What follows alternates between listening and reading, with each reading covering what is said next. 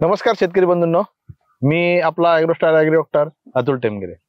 शेतकरी बंधूंनो, आज आपण कापूस पिकातील म्हणजे चांगल्या उत्पादनासाठीच्या भाग 3 या व्हिडिओमध्ये आपण चर्चा करतो आहेत आणि आपल्यासोबत आहेत तेजस कोल्हे सर. नमस्कार. शेतकरी बंधूंनो, कापूस लागवड करण्यापूर्वी काही समस्या ज्या येत असतात त्याचा भाग 1 जो आहे तो आपण बनवला होता.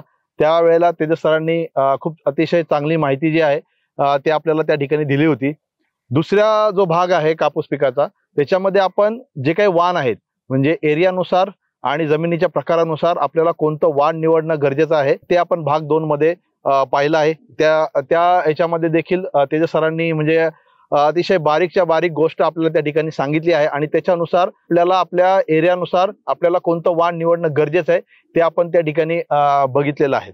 आता हे 2 भाग जे आहेत शेतकरी बंधूंनो, तुम्ही जर पाहिले नसेल तर म्हणजे माझी तुम्हाला विनंती राहील की तुम्ही भाग पहिला आणि दुसरा आवर्जून पहा, जेणेकरून तुमचे जे काही कापूस पिकामधील जे काही समस्या आहेत किंवा तुम्हाला येणारे जे काही प्रश्न आहेत ते त्या ठिकाणी तुमचे सोडवण्यास ते जे 2 पार्ट आहेत ते तुम्हाला मदत करतील. तर आज आपण ह्या पार्ट मध्ये तेजस सरांकडून जे लागवडीपासून तर एक फुलोऱ्यापर्यंतच्या जी कापसाची अवस्था असते त्या अवस्थेमध्ये जे काही येणाऱ्या समस्या असतील, जसे की रोग किडीची समस्या असेल किंवा काही वाढीच्या समस्या असतात किंवा इतर काही ज्या समस्या आहेत त्या आपण आज तेजस सरांकडून सर्व जाणून घेणार आहोत. तर तेजस सर, म्हणजे आपण लागवड केल्यानंतर फुलोऱ्यापर्यंत कापूस पिकामध्ये काही किडींचा प्रादुर्भाव खूप मोठ्या प्रमाणामध्ये जाणवतो आणि त्याचा प्रादुर्भाव जाणवल्यामुळं जे काही उत्पादनावर आहे तो पण मला असं वाटतं डायरेक्ट परिणाम जो आहे तो जाणवत असतो. तर मला काय म्हणायचं आहे, जे काही रोग आणि कीड या पिरियड मध्ये येत असतात तर त्या कोणकोणत्या आहेत आणि त्याचं कशा पद्धतीने आपल्याला उपाययोजना करता येतील? जसं तुम्ही बोलले की कापूस पिकामध्ये लागवडीपासून तर फुलोऱ्यापर्यंत तर ज्या किडी येतात तर त्यामध्ये आपण 2 वर्ग करू किडींचे. एक येतात रस शोषक किडी. रस शोषक किडी म्हणजे जसं की तुडतुडे, पांढरी माशी किंवा थ्रिप्स किंवा मावा यासारख्या ज्या किडी असतात ज्या पानामधून खऱ्या अर्थाने रस शोषतात. आणि जसं तुम्ही उल्लेख केला की रस शोषक किडींच्या प्रादुर्भावामुळे कपाशीच्या उत्पन्नावर परिणाम होतो. हा झाला एक भाग. परंतु दुसऱ्या बाजूने जर विचार केला तर या सगळ्या किडी ज्या आहेत तर या किडीमुळे कपाशीच्या खर्चामध्ये सुद्धा वाढ होते. म्हणजे जे शेतकऱ्यांना जे फवारणी वगैरे करायला लागतात त्यामध्ये सुद्धा वाढ होते. तर त्या दोन्ही बाजूचा जर विचार केला, एकतर जर खर्चात वाढ केली तर उत्पादन वाढलं पाहिजे, खर्चात वाढ जर टाळली तर उत्पादन पण घटलं नाही पाहिजे. या दोन्हींचा समतोल कसा साधायचा, त्यासाठी आपण वारंवार सांगत असतो की प्रतिबंधात्मक उपाययोजना करा. म्हणजे आजच्या या व्हिडिओच्या माध्यमातून आपण भले कीटकनाशक किंवा किडी आल्यानंतर काय फवारण्या करायच्या याविषयी बोलणार आहोतच, परंतु त्या येऊ नये म्हणून त्यासाठी काय प्रतिबंध करायचा त्यावरही आपण बोलणं संयुक्तिक राहील असं मला वाटतं. आणि रोगांच्या बाबतीत तुम्ही बोलले तसं की कापूस लागवड केल्या केल्या येणारे रोग आणि एकदा फुलोरा अवस्था किंवा त्यापासून पुढचे तर ते रोग असे 2 त्याच्यातही फरक पडतात. कापूस लागवड केल्या केल्या जे येणारे रोग आहेत जास्त करून जमीनजन्य किंवा मूळजन्य किंवा जमिनीतले रोग ते तिथं मोठ्या प्रमाणात आहे. आणि एकदा का कापूस मोठा झाला की साधारणपणे फुलोरा अवस्था किंवा फुलोरापासून फळधारणा आणि पुढे जी काढणीपर्यंत त्या दरम्यान रोगांचं एक प्रादुर्भाव जास्त आहे. तर मग असं जर वर्गीकरण केलं तर सोपं जाईल की आज आपण खास करून मुळातून किंवा जमीनजन्य जे रोग आहे त्याविषयी बोलावं आणि रस शोषक किडींविषयी आपण जास्त करून बोलावं.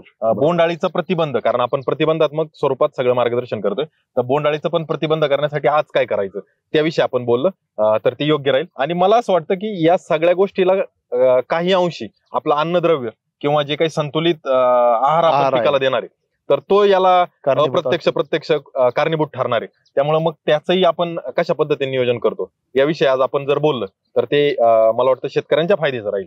बरोबर, त्या अनुषंगाने आपण बोलू शकतो. मग आता मला एक सांगा, आता समजा सुरुवातीच्या कालावधीमध्ये म्हणजे आपण लागवड केल्यानंतर जे आपण म्हणलो कीड, तर सर्वात प्रथम जी काही कीड आहे त्या कोणत्या किडीचा मेजर जो प्रादुर्भाव आहे तो सुरुवातीच्या कालावधीमध्ये येत असतो? आता जर तुम्ही लागवडीच्या कालावधीपासून बोलले तर सगळ्यात पहिलं लागवड केल्यानंतर ज्या ठिकाणी पाऊस चांगला पडलाय तिथं लागवड जर झाली त्या ठिकाणी वाणी किंवा पैसा यासारखी कीड येऊ शकते, ज्याला तेलंग कीड पण म्हणतात शेतकरी. त्याचा जर प्रादुर्भाव वाढला तर ती आपल्या पिकाला प्रादुर्भाव करत असते किंवा पीक पूर्ण धोक्यात आणत असते. ज्या ठिकाणी पावसाचं प्रमाण चांगले त्या ठिकाणी गोगलगाई सारखी समस्या येते. पाऊस जर जास्त राहिला तर गोगलगाईच्या प्रादुर्भावामुळे सुद्धा आपली रोपं कुरतडण्याचं किंवा रोपं खराब होण्याचं प्रमाण वाढतं. त्यानंतर ह्या झाल्या जमीनजन्य समस्या. आता जमिनीच्या वरच्या कोणत्या येतील तर सगळ्यात पहिली जी कीड आहे, कापूस जसा उगून येईल तर तिथं आपल्याला तुडतुडे, हिरवे तुडतुडे ज्याला आपण म्हणतो, तर ते सगळ्यात मोठ्या प्रमाणात येतील. काही शेतकरी त्याला हिरवे घोडे पण म्हणतात. तर ते मोठ्या प्रमाणात येतील.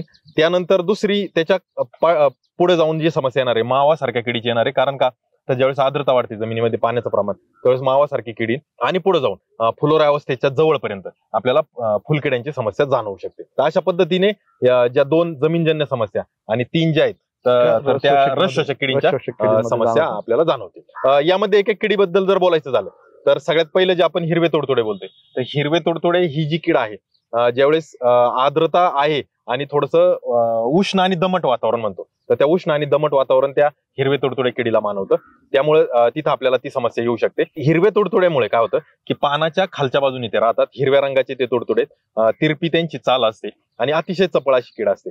पानाच्या रंगाचीच कीड हिरवी पानाच्या खालून रस शोषण करत असते. त्यामुळे काय होतं पहिलं सुरुवातीला पानाचे जे काही बॉर्डर आहे किंवा पानाच्या ज्या काही कडा आहेत तर त्या साधारण आपल्याला पिवळसर छटा त्याच्यावर येते.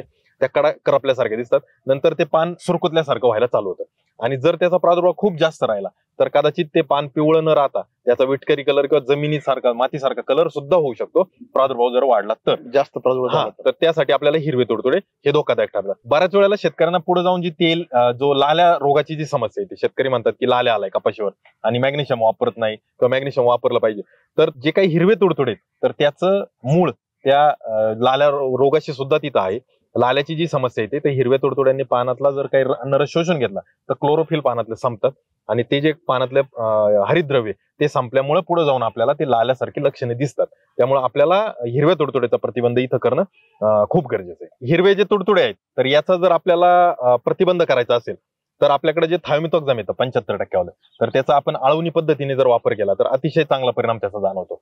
म्हणजे थायोमिथॉक्झाम असेल त्याच्या जोडीला ह्युमिक सारखा घटक असेल आणि जे जमीनजन्य बुरशीजन्य रोग येणार आहेत तर त्यामध्ये आपण कार्बनडायझिम मँकोझेब सारखा घटक असेल तर ह्याचं जर आळवणी पद्धतीने केली साधारणपणे पीक आपलं 5 पानावर ज्यावेळेस येतं कपाशी म्हणजे लागवडीपासून एक 15 दिवसाच्या आसपास त्यावेळेस जर आपण याची आळवणी केली तर अतिशय चांगले रिझल्ट किंवा परिणाम याचे जाणवतात. कारण का तर पूर्ण सिस्टमिकली ते पिकामध्ये राहतं. थायोमिथॉक्झाम हा अगदी हायली सिस्टमिक असा घटक आहे. त्याच्या व्यतिरिक्त जर आपण फवारणी करण्याचा निर्णय घेतला तर आपल्याला क्लोरोसायपर सारखा जो घटक आहे तर त्याचाही परिणाम चांगला जाणवतो सुरुवातीच्या अवस्थेमध्ये.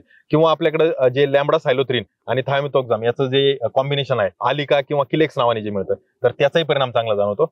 आता लॅम्बडा सायलोथ्रिन आणि थायोमिथॉक्झाम याचा परिणाम चांगला जाणवण्याचं अजून एक कारण हे झेडसी फॉर्म्युलेशन मध्ये येतं. झेडसी फॉर्म्युलेशनचे जे काही इन्सेक्टिसाइड असतात ज्यावेळेस पाऊस वगैरे पडतो किंवा आर्द्रता वाढते त्यावेळेस त्याचं काम करण्याची गती किंवा जो काही स्पीड आहे तो सुद्धा वाढलेला असतो आणि जर तो वाढला तर निश्चितच आपल्याला जो काही प्रादुर्भाव आहे किडीचा तर तो थांबवण्यासाठी किंवा आपण जे काही रसायन वापरतो त्याचा परिणाम चांगला मिळण्यासाठी तिथं आपल्याला होतो. तर अशा पद्धतीने आपण हिरवे तुडतुड्याचं व्यवस्थापन करू शकतो. शेतकरी बंधूंनो म्हणजे आता तेजस सरांनी जे काय म्हणजे सुरुवातीपासून लागवडीपासून फुलोऱ्यापर्यंत जी काही मेजर रस शोषक कीड आपल्या कापूस पिकामध्ये येते ती म्हणजे हिरवे तुडतुडे सुरुवातीच्या अवस्थेमध्ये जास्त प्रादुर्भाव करते. त्याची लक्षणं काय आहेत ते तेजस सरांनी आपल्याला सांगितली आणि त्याच्यानुसार त्याचा जर आपल्याला प्रिव्हेंटिव्ह जर आपल्याला उपाययोजना करायची असेल तर त्या ठिकाणी आळवणी खूप महत्वाची.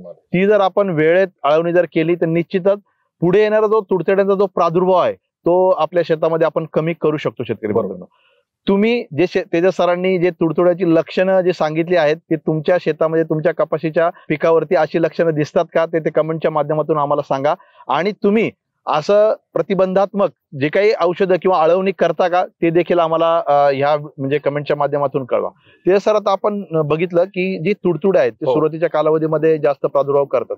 अजून कोणती रस शोषक कीड आहे का जसं तुम्ही मावाचा पण उल्लेख केला तर त्याचं काय लक्षण आहेत आणि त्याच्या उपाययोजना काय करू शकतो? जसं हिरवे तुडतुड्याबद्दल आपण बोललो तसंच मावा किडीचा जर विचार केला तर थंड आणि दमट वातावरण याला मानवतं. म्हणजे जसं जसं थंडी चालू होईल तसं दमट वातावरणामध्ये आपल्याला मावा किडीचा प्रादुर्भाव जाणवेल. मावा किडीला दुसरं एक पोषक वातावरण ज्यावेळेस आपल्या झाडाचं चांगलं वाढ विस्तार झाला की जे पानं व्यवस्थित बांधतात जमिनीपर्यंत सूर्यप्रकाश जायचा कमी होतो प्रमाण कमी होत जातं त्यावेळेस मावा कीड वाढते. दमट वातावरण तयार व्हायला फक्त पाऊसच जबाबदार नाही तर बऱ्याच अंश असं होतं की शेतात आपण दिलेलं पाणी किंवा पावसाचं पडलेलं पाणी शेतामध्ये जे साचून राहतं त्यांनी पण दमट वातावरण तयार होतं.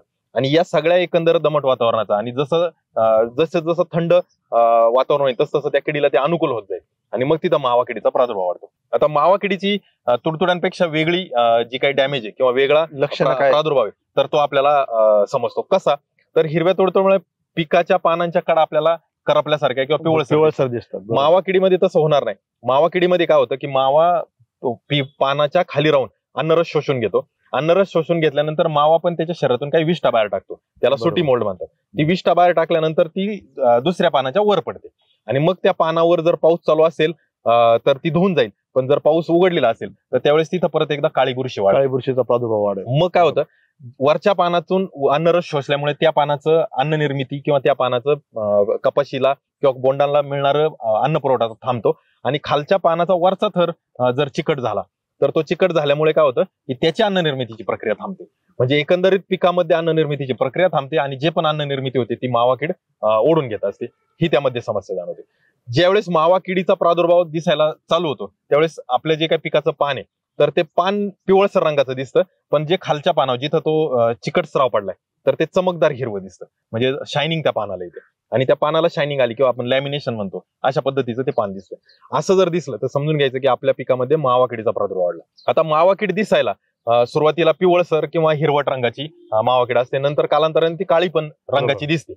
मावा किड तिच्या शरीरावरचं जे काही आवरण आहे म्हणजे ज्याला आपण काट टाकणे म्हणतो तोही मावा किडीमध्ये दिसतो. बऱ्याच वेळा काट टाकल्यानंतर सफेद रंगाची तिथं आपल्याला हे दिसतं, आवरण दिसतं शरीराचं आणि आपल्याला बऱ्याचशा शेतकऱ्यांना ती पांढरी माशी पण वाटते, पण ती उडत नाही. हात लावून जर पाहिलं तर ती एकाच जागेवर असते, म्हणजे ती त्या मावा किडीची कात आहे असं समजायचं. मग या सगळ्या लक्षणांचा विचार करता आपल्याला आपल्या पिकाचं उत्पादन घटण्यासाठी हा सगळ्यात मोठा अडथळा आहे आणि त्यासाठी आपल्याला मावाचा नियंत्रण किंवा प्रतिबंध करणं गरजेचं आहे. मावाच्या प्रतिबंधासाठी जसं मी सांगितलं की आर्द्रता कमी करायची. म्हणजे आपल्या पिकाला जर आपण पाणी दिलं असेल किंवा मावाचा प्रादुर्भाव असेल तर पाणी खूप मर्यादित द्यायचं किंवा पोच पाणी द्यायचं.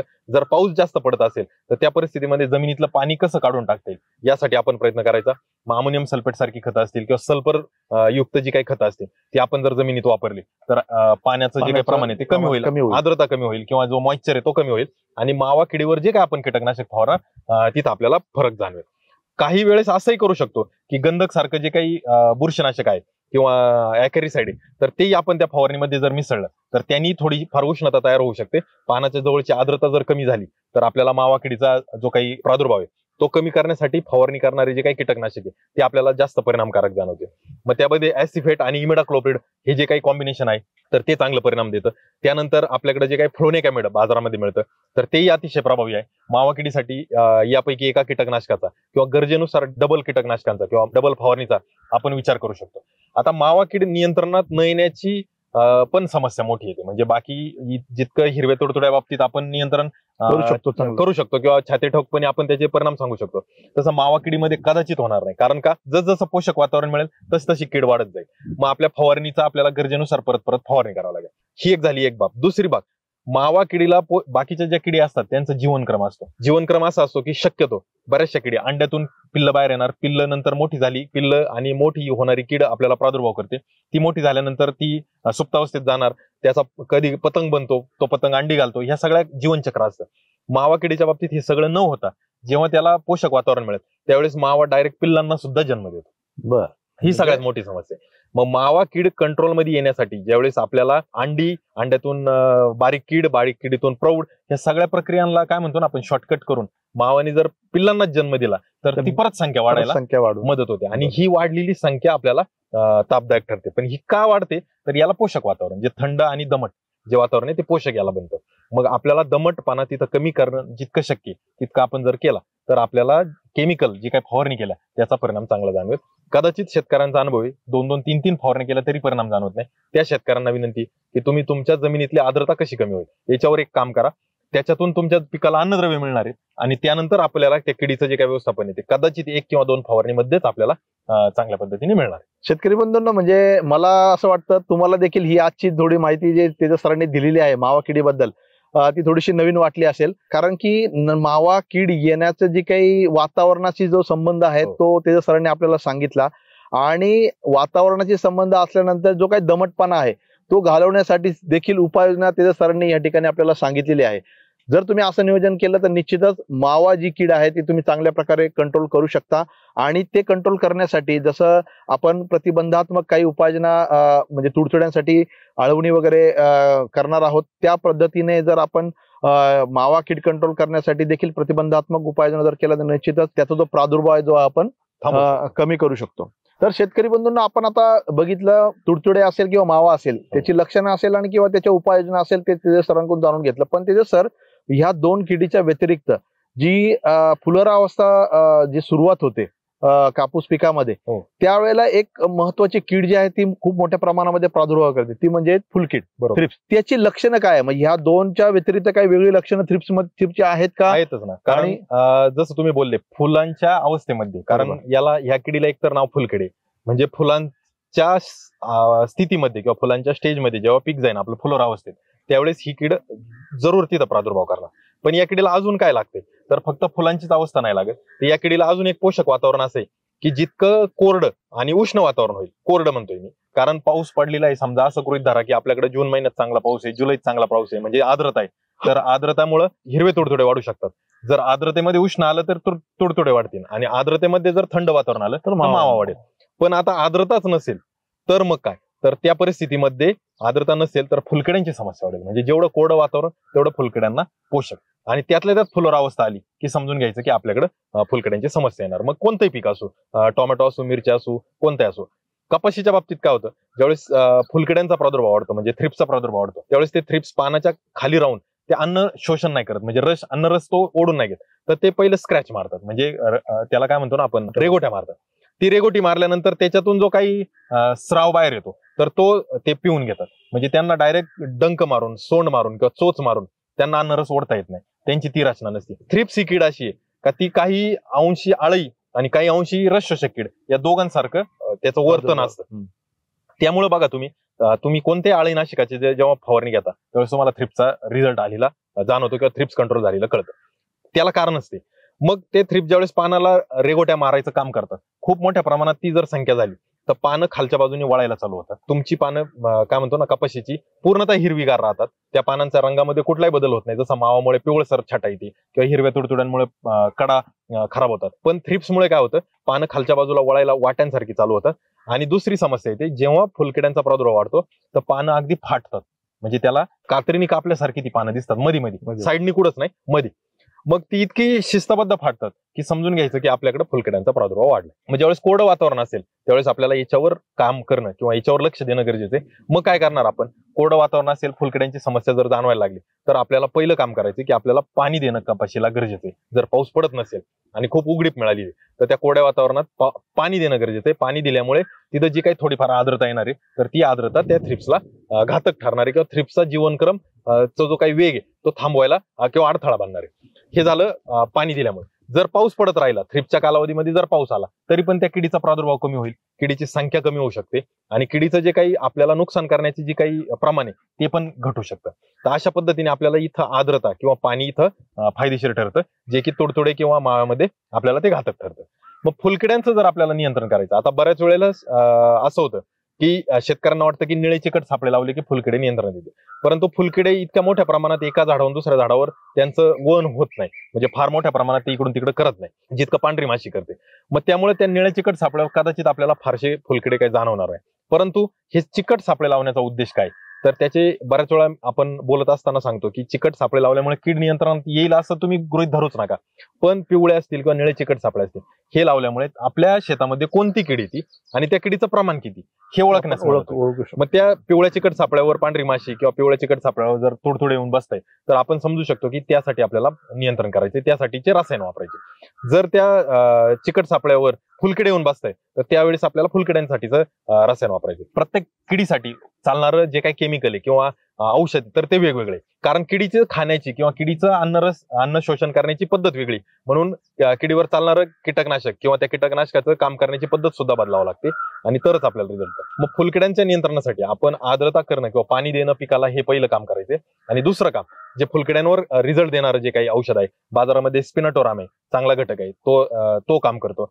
त्यानंतर आपल्याकडे जे काही फिप्रोनिल आणि इमिडाक्लोप्रिड दोन्ही एकत्र असणारं कॉन्स्टा घटक आहे, तोही फवारणीद्वारे अतिशय चांगला काम करतो. टोलफेनपायराइड जे 15% आहे, म्हणजे ज्याला झेनिथ नावाने येतं, तर तेही अतिशय प्रभावी आहे फुलकिड्यांसाठी आणि त्याची जर आपण फवारणी केली तर आपल्याला नियंत्रण मिळेल. परंतु प्रतिबंधासाठी आपल्याला जे काही आर्द्रता तयार करणं याच्यावरही काम करणं गरजेचं आहे. निश्चितच म्हणजे शेतकरी बंधूंनो, रस शोषक किडींमध्ये वेगवेगळे लक्षणं असतात आणि त्या लक्षणानुसार आपल्या पिकामध्ये कोणती कीड आलेली आहे आणि आपल्याला कोणतं केमिकल त्या ठिकाणी फवारून ते आपल्याला कंट्रोल किंवा नियंत्रणात आणणं गरजेचं आहे. ते तेजस सरांनी आपल्याला या ठिकाणी सांगितलेलं आहे. जी औषधं तेजस सर या ठिकाणी आपल्याला रिकमेंड करतात ते सेंट्रल इन्सेक्टिसाइड जे बोर्ड आहे त्याच्या अनुषंगाने त्यांनी जे काही रिकमेंडेशन दिलेलं आहे त्या अनुषंगाने तेजस सरांचं रिकमेंडेशन या ठिकाणी आहे.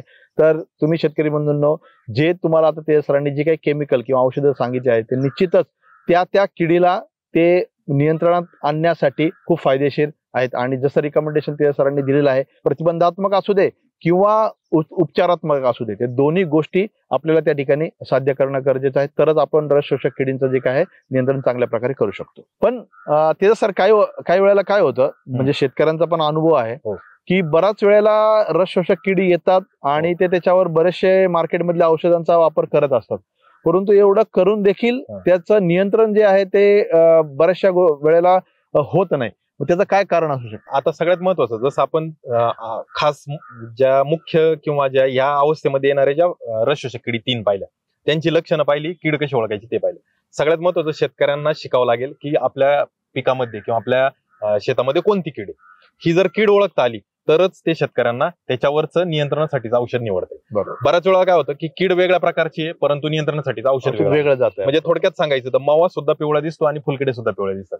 माव्यासाठीच चालणारं कीटकनाशक थ्रिप्ससाठी चालेलच असं नाही. कदाचित चालतात, काही चालतात, पण सगळेच चालतील असं नाही. किंवा थ्रिप्ससाठीचं जर कीटकनाशक निवडलं तर ते माव्यासाठी काम करेलच असं नाही. मग त्यासाठी आपल्याला पहिलं तर कीड ओळखता आली पाहिजे किंवा त्याच्यावरची लक्षणं ओळखता आली पाहिजे. आता ही आपण नाही ओळखू शकलो तर ॲग्रोस्टारचं जे काही मोबाईल ऍप्लिकेशन आहे तिथे तुम्ही फोटो काढून ते टाकू शकता. त्या फोटोला पाहून जे ॲग्री डॉक्टर आहेत तर ते आपल्याला त्याच्यावर असणारी कीड किंवा त्याच्या लक्षणं पाहून कीड असण्याची जी काही शक्यता आहे तर ती आपल्याला सांगते. दुकानदाराकडे पण तुम्ही ज्यावेळेस जाता त्यावेळेस तुमच्याकडे त्या किडीचा फोटो किंवा व्यवस्थित त्याची लक्षणं ही जर दुकानदाराला सांगितली तर तो आपल्याला योग्य ते औषध देऊ शकतो. म्हणजे काय, तर औषधाची निवड आपल्याकडून बऱ्याच वेळा चुकते. का, तर कीड ओळखता नाही आली किंवा लक्षणं नाही ओळखता आली. हा झाला पहिला भाग. दुसरं कारण नियंत्रण न येण्याचं, निओनिकोटाइनाइड हा जो काही ग्रुप आहे, मग या ग्रुपमध्ये बरेचसे कीटकनाशक येतात. जसं की क्लोथिनियाडिन येतं, इमिडाक्लोप्रिड येतं, थायमेथोक्झाम येतो, लॅम्डासायलोथ्रिन येतं. अशी जी काही निओनिकोटाइनाइड ग्रुप मधले कीटकनाशक आहेत, बायफेन्थ्रिन येतं, तर हे सगळे निओनिकोटाइनाइड ग्रुप मधलेच कीटकनाशक वारंवार शेतकरी वापरत असतात. कपाशीमध्ये शेतकऱ्याला 2 गोष्टींवर खूप विश्वास आहे. एक तर ऍसिफेट आणायचं, मोनोक्रोटोफॉस आणायचं, दोन्ही एकत्र करायचं आणि पहिला स्प्रे, दुसरा स्प्रे, तिसरा स्प्रे याचाच करायचा. शेतकऱ्यांना काय वाटतं की आम्ही बचत केली, आमचे पैसे वाचले, परंतु या निओनिकोटाइनाइड ग्रुपच्या सततच्या वापरामुळे आपल्या पिकामध्ये येणारी जी काय कीड आहे तर एकतर पांढऱ्या माशीचा प्रादुर्भाव 100% वाढतो, त्याच्या खालोखाल बोंडाळी नियंत्रणात न येण्याची समस्या येते. तर मग आपण ज्यावेळेस या निओनिकोटाइनाइड ग्रुप मधले वारंवार इन्सेक्टिसाइड वापरत राहू तर आपल्याला त्याचा धोका तिथं संभवतो आणि म्हणून आपल्याला तो वर्ग टाळून इतर जे काही आहे त्या गटातले कीटकनाशक वापरायचे. हा झाला दुसरा भाग. त्यानंतरचं काय, तर बरेचशा शेतकऱ्यांचं कपाशीच्या वेळेस ज्यावेळेस फवारणीचं नियोजन असतं, साधारणपणे 3-4 फवारणीमध्ये शेतकरी कपाशीचं नियोजन करायला पाहतात आणि मग त्या 3-4 फवारणीमध्ये त्यांना वाढ पण अपेक्षित असते, बुरशीनाशक पण वापरायचं असतं. किडीचे 2-3 प्रकार असल्यामुळे 2-3 कीटकनाशक एकत्र करायची गरज पडते. कधी कधी असं होतं की त्यातच अन्नद्रव्य म्हणजे जे काही आपले वॉटर सोल्युबल फर्टिलायझर आहेत ते मिक्स करायचे असतात. कधी कधी वाढ थांबवण्यासाठी किंवा वाढ जास्त होण्यासाठी संजीवक असतात. मग या सगळ्याचा एकत्रित वापर करण्याचा प्रयत्न ते करत असतात. तर तो मित्रांनो कृपया टाळा. फवारणीची संख्या कदाचित वाढू शकते परंतु एका फवारणीमध्ये फार फार ते एक कीटकनाशक किंवा ज्या कीटकनाशकामध्ये दुहेरी घटक येते तर ते एक कीटकनाशक, जर सिंगल घटक असतील तर 2 कीटकनाशक, त्यामध्ये गरज असेल तर बुरशीनाशक आणि एखादं अन्नद्रव्य जसं की मायक्रोन्युट्रिएंट असेल किंवा पीक पोषक असेल तर ते एखादं. अशा पद्धतीने जर आपण कॉम्बिनेशन केलं म्हणजे 2-3 घटकांपेक्षा जास्त घटकांचं कॉम्बिनेशन टाळलं तर आपल्याला तो एक फरक जाणवतो. तिसरी गोष्ट काय की शेतकरी ज्यावेळेस फवारणी करत असतात त्यावेळेस चांगलं कव्हरेज मिळणं. म्हणजे बरेचसे कीटकनाशक असतात की ते कॉन्टॅक्ट पद्धतीने काम करतात, काही सिस्टेमिक करतात. जे आपण थायमेथोक्झामचा उल्लेख केला, सिस्टेमिक आळवणी केली तर पानापर्यंत येतं, पानाला फवारणी केली तर मुळापर्यंत जातं. असे सिस्टेमिक आपण जर थोडेफार हलक्या प्रमाणात फवारले तर चालतात. पण जे कॉन्टॅक्ट वाले म्हणजे क्लोरोसायपर सारखा घटक आहे ते कॉन्टॅक्ट वाले किंवा ऍसिफेट सारखा घटक आहे कॉन्टॅक्ट वाले, तर ते पूर्ण पिकावर पडणं गरजेचं आहे, पिकाच्या प्रत्येक पानावर पडणं गरजेचं आहे आणि ते जर झालं तर आपल्याला रिझल्ट चांगला मिळतो. म्हणजे आपल्याला फवारणी करत असताना कव्हरेज किंवा फवारणीच्या पद्धतीवर सुद्धा लक्ष देणं आवश्यक आहे. असं जर आपण नियोजन केलं तर जी समस्या तुम्ही आता उल्लेख केला की आपल्याला कीड नियंत्रणात न येण्याची जी समस्या येते तर ती त्या कीटकनाशकामुळे किंवा प्रॉडक्टमुळे न येता या बाकीच्या गोष्टी त्याला जबाबदार असतात. त्याच्यावर आपण काम करणं गरजेचं आहे. बहुतांशी शेतकरी फवारणी वरच्या बाजूने करतात, कधी पानाच्या खालून कोणताही फवारा त्यांचा जात नाही. तर मित्रांनो, जे फुलकिड्यांच्या बाबतीत आपण बोललो, माव्याच्या बाबतीत बोललो, तुडतुड्यांच्या बाबतीत बोललो, प्रत्येक कीड पानाच्या खालून आहे. म्हणजे तुमची फवारणीची पद्धत सुद्धा तुम्हाला बदलणं गरजेचं आहे. ती जर बदलली तरी तुमच्या फवारणीच्या खर्चामध्ये किंवा फवारणीच्या संख्येमध्ये आपण बचत करू शकतो आणि आपल्याला त्यातून कीड नियंत्रण चांगलं मिळू शकतं. पण म्हणतो की मार्केटमधलं औषधच खराब आहे आणि त्याच्यामुळे माझे कीड नियंत्रण आली नाही, परंतु तेजस सरांनी जे काही विविध कारणं जी सांगितली आपल्याला, की आपली जी आपण औषधं फवारणी करत असतो, एकाच गटातली जर औषधं फवारणी केली तर कीड आपल्या नियंत्रणात येणार नाही. जर आपण बऱ्याच प्रकारची औषधं एकत्र मिक्स केली तरी देखील आपल्याला चांगल्या प्रकारचं नियंत्रण त्या ठिकाणी मिळणार नाही. वातावरण असेल, वातावरणाच्या याच्यानुसार देखील आपल्याला जी काही फवारणीची वेळ असेल किंवा कालावधी असेल तो आपल्याला ठरवणं गरजेचं आहे. आणि याच्या उपर आपल्याला जे काही लक्षणं ते सरांनी सांगितले आणि ते लक्षणं आपल्याला आपण कापूस पिकामध्ये जाऊन जर आपल्याला समजलं नाही की कोणती कीड आपल्याला आपल्या पिकामध्ये आलेली आहे, त्याचं सोपी ओळखण्याची पद्धत त्याच्या सरांनी या ठिकाणी सांगितली आहे की ॲग्रोस्टारचं ऍप. म्हणजे शेतकरी बंधूंनो, तुम्ही आपल्या पिकामध्ये जाऊन जर काही समस्या असेल त्याचा फोटो काढून जर तुम्ही ॲग्रोस्टारच्या ऍपवर जर टाकला तर निश्चितच ती कीड कोणती आहे ते आपले ॲग्रोस्टारचे ॲग्री डॉक्टर जे आहेत ते तुम्हाला ओळखण्यास मदत करतील आणि त्याचं जे काही उपाययोजना आहे ते तुम्हाला त्या ठिकाणी रिप्लायच्या माध्यमातून तुम्हाला त्या ठिकाणी दिले जाईल. तर शेतकरी बंधूंनो, तुम्ही कमेंटच्या माध्यमातून सांगा की आजपर्यंत तुम्ही असं काही प्रयोग केलेला आहे का, ॲग्रोस्टारच्या ऍपवर जाऊन तुम्ही फोटो किंवा पोस्ट केलेली आहे का, जेणेकरून तुमच्या जे काही पिकामध्ये येणाऱ्या समस्याचं निराकरण तुम्हाला त्या ठिकाणी ॲग्रोस्टार मार्फत तुम्हाला मिळालं आहे की नाही, तुम्ही आम्हाला कमेंटच्या माध्यमातून जरूर कळवा.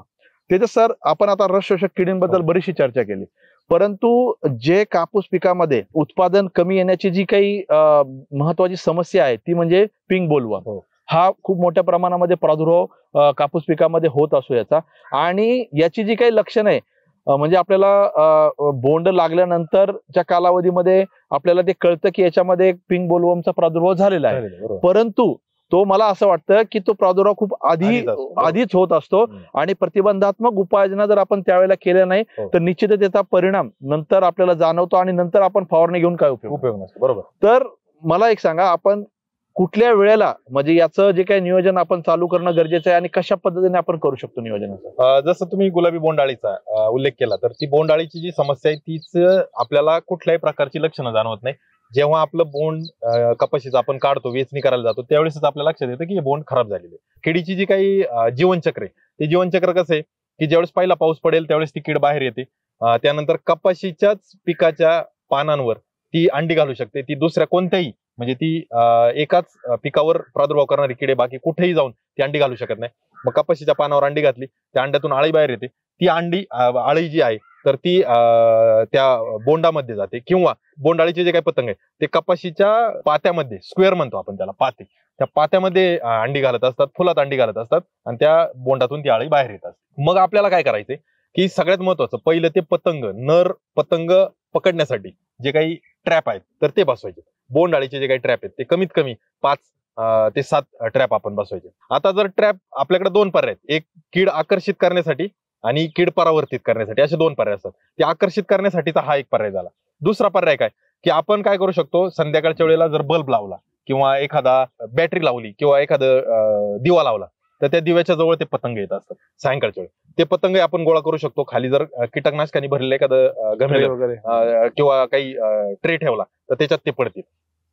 तोही उपाय आपण करू शकतो. मग आपल्याला हे जे काही सापळे असतील किंवा हे जे काही प्रकाश सापळे असतील त्याने कीड आकर्षित करून आपण त्याचं निर्मूलन करू शकतो. याच्या व्यतिरिक्त काय की ज्यावेळेस आपल्या कपाशीच्या महत्वाच्या 3 अवस्था आहेत. पहिली, पाते आपल्या शेतामध्ये पातं दिसायला लागलं की पहिली फवारणी आपण केली पाहिजे. कारण का, तर शक्यता आहे की बोंडाळीचे पतंग तिथे जाऊन अंडी घालतो. मग शेतकरी, आपण पहिल्या व्हिडिओत बोललो होतो की शेतकरी अमावस्येची वाट पाहतात, अमावस्येला जर फवारणी केली तर त्याचा परिणाम चांगला येतो असतं. त्या अमावस्येची वाट पाहू नका. पहिलं पातं दिसलं का तुम्ही पहिलं फवारणीचा निर्णय घ्या. त्यानंतर पहिलं फुल आपल्या शेतामध्ये दिसलं की दुसऱ्या फवारणीचा निर्णय घ्या, आणि पहिलं बोंड दिसलं की तिसऱ्या फवारणीचा निर्णय घ्या. जर आपल्याकडे प्रादुर्भाव जास्त असेल तर अशा 3 फवारण्या आपण केल्या तर आपल्याला गुलाबी बोंडाळीला घाबरायचं कारण नाही. कारण का, पहिल्या पात्याच्या वेळेला फवारणी केली म्हणजे काय, पहिल्या पात्याच्या वेळेला जर तुम्ही फवारणीचा निर्णय घेतला, दुसऱ्या तिसऱ्या दिवसापर्यंत तुमच्या शेतामध्ये 15-20% पाते असतील, त्यावेळेस तुमची फवारणी बसेल. त्या पात्यामध्ये जर अंड घातलेलं असेल तर ते त्याचं निर्मूलन होईल. जर तुम्ही पहिल्या फुल उमलल्यानंतर केलं तर त्यावेळेस तुमच्या शेतामध्ये काही पाते असतील आणि काही फुलं असतील, त्यावेळेस तुम्हाला परिणाम जाणार. आणि जेव्हा पहिल्या बोंडाच्या वेळेस निर्णय घ्याल त्यावेळेस शेतामध्ये काही पाते असतील, काही फुलं असतील आणि बोंड असतील. बोंडावर ते कोणतंही कीटकनाशक काम करणार नाही. कीटकनाशक फक्त पाते किंवा फुलांमध्येच आपल्याला परिणाम देईल आणि तेव्हाच आपलं नियंत्रण येईल. मग त्यासाठी आपण काय निवडू शकतो तर जे आपल्याकडं इथिऑन आणि सायपरमेथ्रिन एकत्र असणार, जसं की झपाटा एक्सी. दुसरा पर्याय जो आपल्याकडे क्लोरॅन्ट्रेनिलिप्रोल आणि लॅम्बडा सायलोथ्रिन याचं एकत्र असणारं एम्प्लिगो असेल किंवा कोपिगो असेल, याचा आपण विचार करू शकतो. तिसरा जो पर्याय आहे तर तो मिथॉक्सिफेनोसाइड आणि क्लोरॅन्ट्रेनिलिप्रोल या घटकाचाही आपण विचार करू शकतो. या 3 पैकी जे घटक आहेत गरजेनुसार 2 वेळा किंवा 3 वेळा आपण जर फवारणी केली तर आपल्याला बोंडअळीपासून घाबरण्याची काही गरज नाही. आता मित्रांनो, याच्यात अजून एक गोष्ट, ज्यावेळेस क्लोरॅन्ट्रेनिलिप्रोल सारखा घटक तुम्ही निवडता, म्हणजे कोराजनचा घटक असेल किंवा रॅपिजनचा घटक असेल, हा घटक काम करत असताना हा काही अंशी सिस्टेमिक आहे, म्हणजे काय म्हणतो आंतरप्रवाही.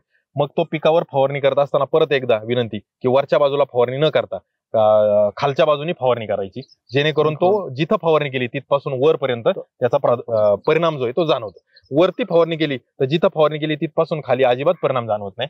हा त्यातला फरक आहे. त्यामुळं आपल्याला काळजी घ्यायची आणि जी फवारणीचं व्यवस्थापन आहे किंवा फवारणीचं जे काही काम आहे तर ते आपल्याला काळजी घाटाने करायचं. असं जर केलं तर बोंडअळीपासूनही आपल्या कपाशीचं आपण रक्षण करू शकतो आणि फार मोठ्या प्रमाणात उत्पादन घटण्यासाठी जे कारणीभूत आहे तर तिथं आपण त्याला अटकाव करू शकतो. निश्चितच शेतकरी बंधूंनो, म्हणजे गुलाबी बोंडअळीचं जे नियंत्रण आहे ते आपल्याला प्रादुर्भाव झाल्यानंतर न करता त्या आपल्या शेतामध्ये ती बोंडअळी येऊ नये म्हणूनच आपल्याला काम करणं गरजेचं आहे. प्रादुर्भाव झाल्यानंतर कोणी फवारणी सांगत असेल तर ती करून उपयोग नाही, त्याचा तुमच्या पिकामध्ये त्या बोंडअळीच्या कंट्रोलसाठी काही फायदा होणार नाही.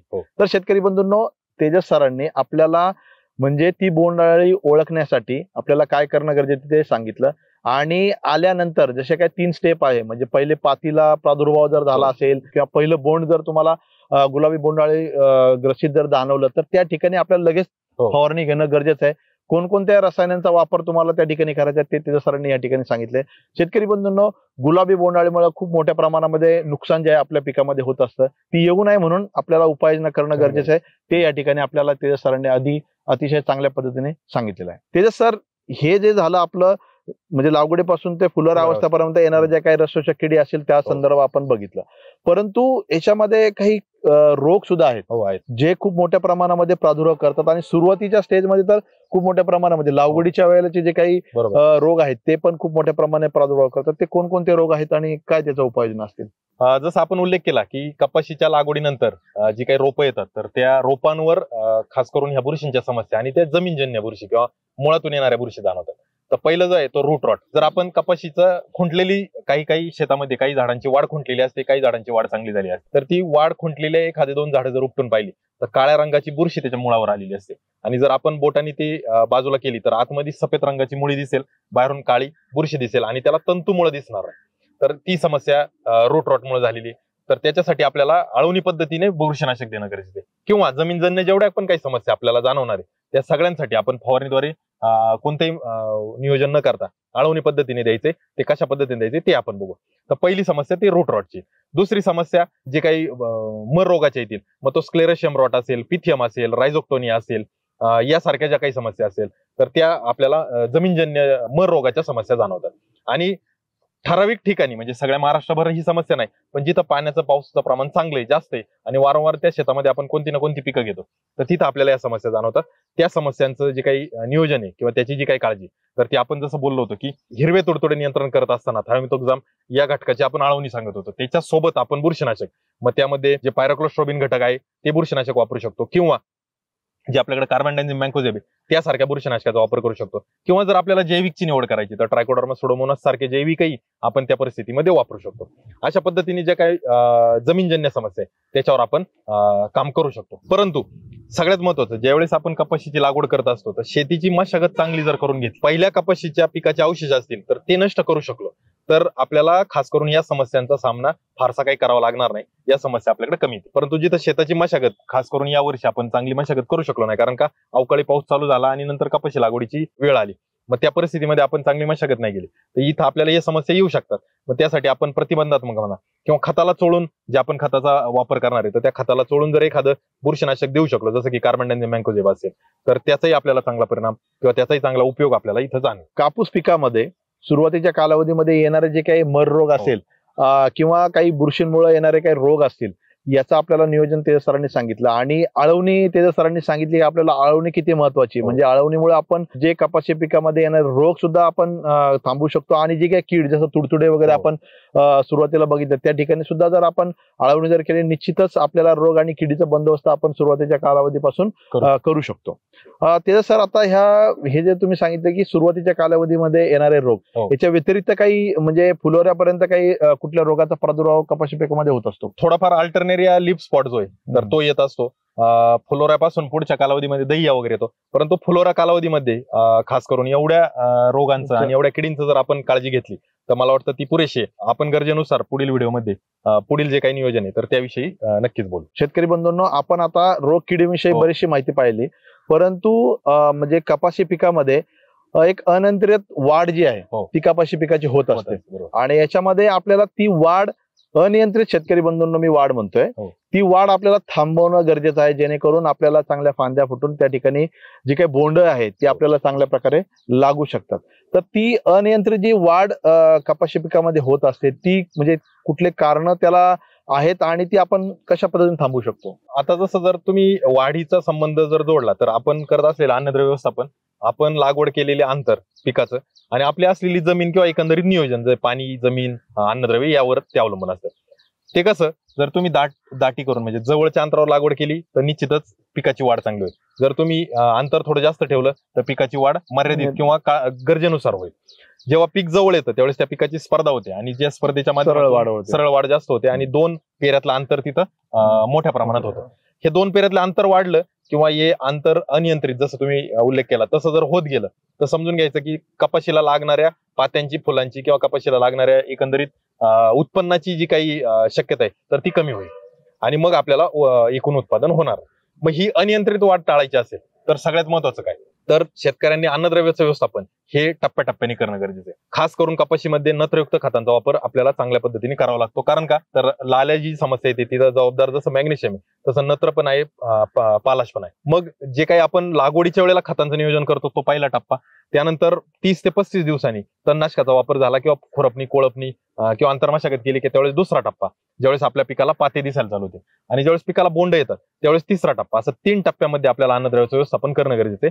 जर असं आपण संतुलित व्यवस्थापन केलं तर आपल्याला ही वाढ व्यवस्थित मिळेल किंवा अपेक्षित अशी वाढ मिळेल. याच्याही उपर जर आपल्याकडे वाढ जास्त होत असेल तर आपण 2 पद्धतीने ते थांबवू शकतो. एक तर आपल्याला रासायनिक पद्धत आहे ती शेतकरी वापरतात किंवा दुसरी की आपण मजुरांकरवी किंवा हाताने म्हणतो तर त्या पद्धतीने आपण ती वाढ थांबवू शकतो. मग कोणत्या पद्धतीने नियंत्रणात आणायची ते शेतकरी निर्णय घेऊ शकतात.